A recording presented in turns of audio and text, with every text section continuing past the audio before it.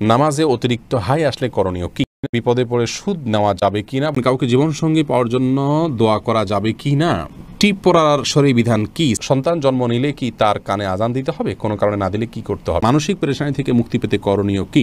কোনো মেয়েকে বিবাহ করার মাধ্যমে যদি চাকরি পায় তা জায়েজ আছে কি না? আত্মহত্যাকারী ব্যক্তি জানাজা পড়া যাবে কি? আর বিলম্ব না করে আপনাদের ইতিমধ্যে যে প্রশ্নগুলো আমাদের কাছে এসেছে সেগুলোর উত্তর দেওয়া পালায় আমরা চলে যাই। মোহাম্মদ সিয়াম পাটোয়ারি জানতে চেয়েছেন, কাউকে জীবনসঙ্গী পাওয়ার জন্য দোয়া করা যাবে কি না?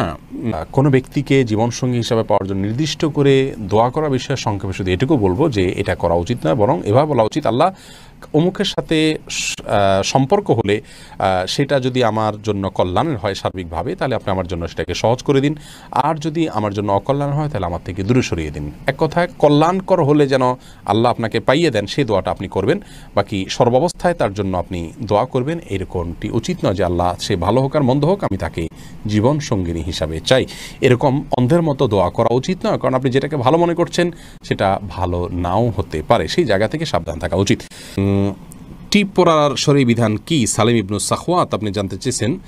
ভাই সালিম ইবনু সাখওয়াত, টিপ পরা একজন ইমানদার নারীর জন্য নানা কারণে শোভনীয় নয়। প্রথমত হিন্দুরা বিশেষ করে লাল টিপটা পরা উচিত নয়, আরও বেশি যে হিন্দুরা সিঁদুর পরে থাকেন এটা তাদের ধর্মীয় আদর্শের জায়গা থেকে হয়, সেইটার সাথে সাদৃশ্যপূর্ণ হয়ে যায়, সেই জায়গা থেকে ইমানদারকে অমুসলিমের সাথে সাদৃশ্যপূর্ণ সংস্কৃতিও গ্রহণ করতে ইসলাম নিষেধ করেছে।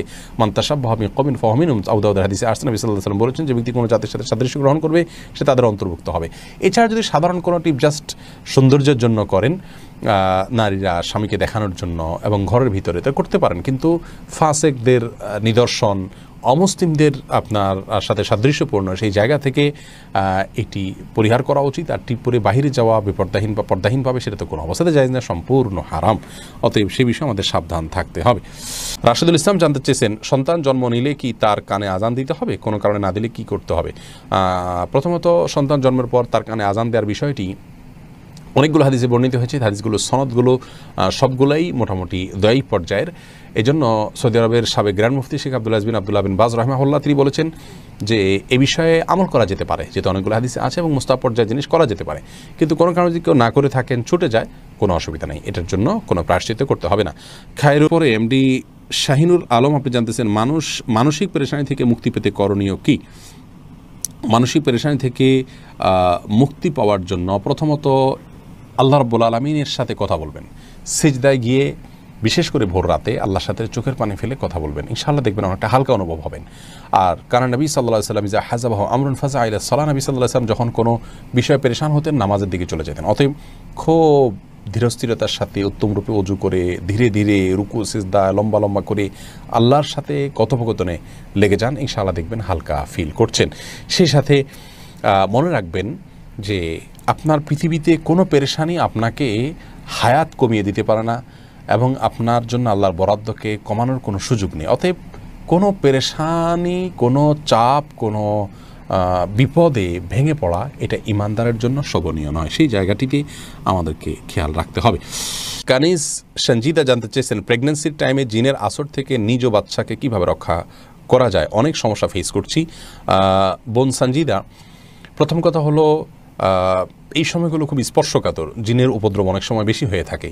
আপনাকে আমরা পরামর্শ দিব, আপনার বাসা থেকে হারামের কোনো লেশ থাকলে সেগুলোকে আপনি বের করে ফেলুন। ধরুন টেলিভিশনে আপনি হারাম কোনো জিনিস দেখেন বা আপনার পরিবারে কেউ দেখেন, টোটালি বন্ধ করে ফেলুন। বাসায় ছবিযুক্ত কোনো কাগজ, ঠোঙ্গা বা কোনো ছবি ঝুলানো টুলানো যে কোনোভাবে প্রদর্শিত থাকলে সেগুলোকে ড্রয়ার টয়ার ইত্যাদিতে ভরে ফেলুন বা বাইরে ফেলে দিন। তৃতীয়ত, আপনার ঘরে ঢোকার সময় প্রত্যেকটা সদস্য যতজন বাসায় আসবে বাধ্য করুন সালাম দিয়ে বিসমিল্লাহ পড়ে বাসায় ঢুকতে এবং বের হওয়ার সময় বিসমিল্লাহ পড়ে বের হতে। প্রত্যেকটা জিনিস খাওয়ার সময় বিসমিল্লাহ পড়ে খাবেন, শোয়ার সময় ওযু করে এবং ঘুমের দোয়া পড়ে শোবেন, সকাল সন্ধ্যা দোয়া পড়বেন। এর পাশাপাশি আপনি সূরা বাকারা এটা উচ্চ ভলিউমে বা যতটুকু আপনার শুনতে সুবিধা হয় ততটুকু ভলিউমে মোবাইলে বা কোনো কিছুতে বাজিয়ে আপনি রেখে দিবেন, বা উচ্চস্বরে নিজে তেলাওয়াত করতে পারলে আরও ভালো। আর রুকিয়া অ্যাপ আছে, অনেক রুকিয়ার অ্যাপ আছে যেগুলোতে শুধু কোরআন হাদিসের দোয়া এবং আয়াত আছে শুধুমাত্র, সেগুলোকে চালিয়ে রাখতে পারেন বাসা বাড়িতে, ইনশাআল্লাহ বিদিনিল্লাহ উপদ্রব অনেকখানি কমে যাবে। এসএম হাসানুজ্জামান হাসান আপনি জানতে চান, আত্মহত্যাকারী ব্যক্তির জানাজা পড়া যাবে কিনা? হ্যাঁ, আত্মহত্যা ব্যক্তির জানাজা পড়া যাবে, তবে আত্মহত্যাকারী ব্যক্তির জানাজা সমাজের সম্ভ্রান্ত এবং নেতৃত্বশীল ব্যক্তিরা, ইমাম সাহেব সহ গুণীজনরা পড়বেন না, যাতে করে অন্যরা আত্মহত্যা করতে প্ররোচিত না হয় এবং নিরুৎসাহিত হয় সেই জায়গা থেকে। নবী করিম সাল্লাল্লাহু আলাইহি ওয়াসাল্লাম আত্মহত্যাকারী জানাজা নিজে পড়েননি, কিন্তু অন্যদেরকে পড়ার নির্দেশ করেছেন।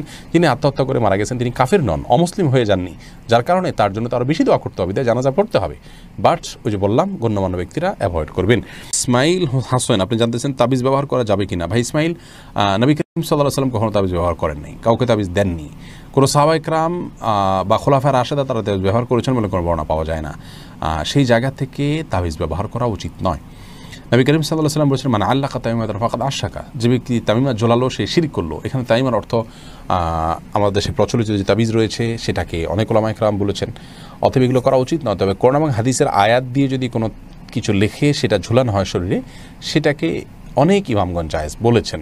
কিন্তু সুন্নাহ হলো এরকম কিছু না ঝুলিয়ে বরং পড়ে ফু দেওয়া, এটা হলো সুন্নাহ।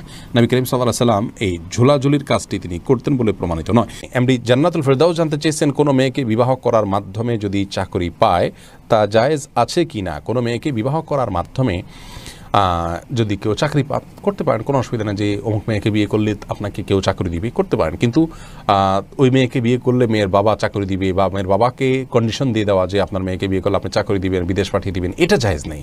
এটা তো যৌতুক নেওয়া হয়ে গেল। কিন্তু আপনি তার মেয়েকে বিয়ে করলে আপনাকে থার্ড পার্সন কেউ সুযোগ দিল, করতে পারেন। অথবা আপনার যৌতুক না হয় এরকম কোনো যদি অপশন আপনার কাছে থাকে সেটা হতে পারে। ধরুন আপনি নির্দিষ্ট কোনো মেয়েকে বিয়ে করার শর্ত কেউ দিল, আপনি করলেন, এতিম মেয়ে বিয়ে করলে আপনাকে একটা সুযোগ দিবে, আপনি করতে পারেন, এটা জায়েজ আছে। কিন্তু মেয়ের বাবা বা মেয়ের পক্ষের কাছ থেকে সুবিধা নেওয়া ওই মেয়েকে বিয়ে করে, এটা হারাম, জায়েজ নেই। মোহাম্মদ রাকিবুল খান জানতে চেয়েছেন, বিপদে পড়ে সুদ নেওয়া যাবে কি না। ভাই রাকিবুল, বিপদে পড়ে সুদ নেওয়া যাবে। কীরকম বিপদ? ধরুন কেউ সুদেই লোন না নিলে বা সুদ না নিলে তার জীবন বিপন্ন হয়ে যাবে, এই রকম জটিল কোনো বিপদের মুখে পড়েছেন, তার কাছে আর বিকল্প কোনো পথ খোলা নেই, তাহলে তার জন্য শুধুমাত্র জায়েজ হবে। বিপদ বলতে এখন ধরুন ব্যবসা বাড়ানো যাচ্ছে না, এটাও একটা বিপদ। আপনার এই ধরনের ছোটোখাটো বিষয়কে বিপদ হিসাবে আমরা দেখাতে পারি। জীবন বিপন্ন হওয়ার মতো বিপদ না হলে সাধারণ কোনো বিপদে হারাম খাওয়া, হারাম উপার্জন করা, হারাম ভক্ষণ করা এটা জায়েজ নয়। অতএব এই বিষয়ে আমাদেরকে দায়িত্বশীল হতে হবে। হারাম ভক্ষণের কুপ্রভাব অত্যন্ত জটিল এবং জঘন্য। মেহরিন সুমি আপনি জানতে চেয়েছেন, নামাজে অতিরিক্ত হাই আসলে করণীয় কি। হাই আসলে হাত দিয়ে সেটাকে বাধা দিবেন, বাস এটুকু, এর বাইরে আর বিশেষ কোনো করণীয় নেই। সেটা নামাজের বাইরে সর্বাবস্থায়।